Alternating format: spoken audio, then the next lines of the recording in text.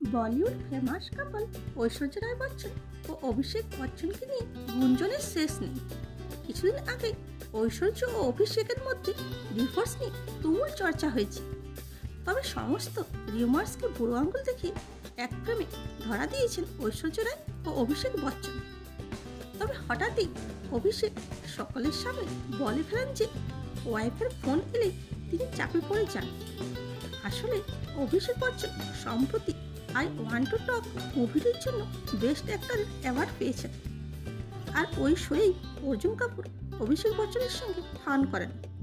অর্জুন কাপুর অভিষেককে জিজ্ঞাসা করেন কে ফোন করলে তিনি চাপে পড়ে যান। অভিষেক হেসে বলেন যে যখন অর্জুন কাপুরের বিয়ে হবে তখন এটার উত্তর সে পেয়ে যাবে।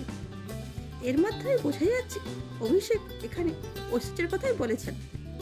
অভিষেক আরও বলেন যে যদি ওয়াইফ ফোন করে বলে তোমার সাথে আমার কিছু কথা আছে, তখনই বুঝে নিও তুমি বিপদে পড়েছো। এরকম ভিডিও পেতে চ্যানেলটিকে লাইক, শেয়ার ও সাবস্ক্রাইব করুন। আর ফেসবুক, ইনস্টা থেকে দেখে থাকলে ফলো করুন। Thanks for watching.